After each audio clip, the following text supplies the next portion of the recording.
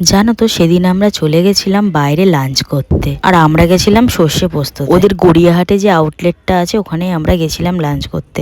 জানো তো ওদের টোটাল 3টে আউটলেট আছে, একটা হাতিবাগানে আছে, আরেকটা আছে হচ্ছে গড়িয়াহাটে, আরেকটা হয়তো কোথাও আছে, আমার ঠিক মনে পড়ছে না নামটা।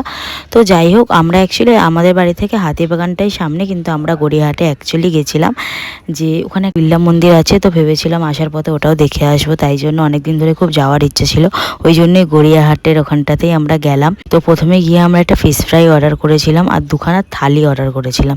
ফিশ ফ্রাইটা খেতে মানে অসাধারণ ছিল, মানে সত্যি কথা বলতে খুবই সুন্দর ছিল ফিশ ফ্রাইটা খেতে। আমি যদি আবার নেক্সট টাইম কখনো যাই ফিশ ফ্রাইটা আমি আবার ট্রাই করব। তো তারপর তো আমরা একটা থালি নিলাম, তো ওদের একটা থালি চলছিল, সেই থালিটাই আমরা দুখানা অর্ডার করলাম। আর তার থালির মধ্যে ছিল হচ্ছে চিংড়ির মালাইকারি, দই কাতলা, ডাল, আলু পোস্ত, ঝুরে আলু ভাজা, চাটনি, পাঁপড়, স্যালাড, অনেক কিছু ছিল, মাটন ছিল, চিকেন ছিল। তো সমস্ত কিছুই আমরা অর্ডার করেছিলাম।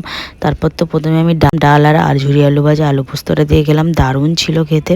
তারপর এখানে খেলাম হচ্ছে দই কাতলাটা আমি একটুখানি খেয়েছিলাম, আর বাদবাকিটা বিক্রম খেয়েছিল, কারণ দই কাতলা খেতে ভীষণ ভালোবাসে, আমারও ভালো লাগে, বাট আমিও খেয়েছিলাম, ভীষণ ভালো ছিল। তারপর আমি এখানে বিক্রম যেহেতু চিংড়ি মাছ খায় না বা সেরকম একটা ভালোবাসে না, তাই জন্য আমি এখানে খেয়েছিলাম হচ্ছে চিংড়ি মাছের মালাইকারি দিয়ে। আর তারপর আমি চিকেনটা খেয়েছিলাম, আর বিক্রমের থেকে জাস্ট 1 পিস মাটন নিয়ে খেয়েছিলাম আর কি।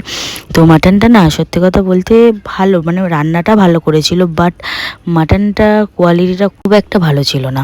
তো আমার মনে হচ্ছিল যে মাটনটা না নিলেই হতো। আমি প্রথমে না ভেবেছিলাম ভেটকি পাতুরি আর কি অর্ডার করব, তো ওরা বললো না ভেটকি পাতুরিটা শেষ হয়ে গেছে। আর লাস্টে জানো তো আমরা অর্ডার করেছিলাম দুটো ড্রিঙ্কস, একটা ড্রিঙ্কস 99 দিয়ে নিলে আর কি, আরেকটা ড্রিঙ্কস অনলি 19-এ পাবো, তো সেই জন্য দুটো ড্রিঙ্কস অর্ডার করা হয়েছিল। তো যাই হোক, লাস্টে দেখি আমাদেরকে দিয়ে গেল দুখানা পান।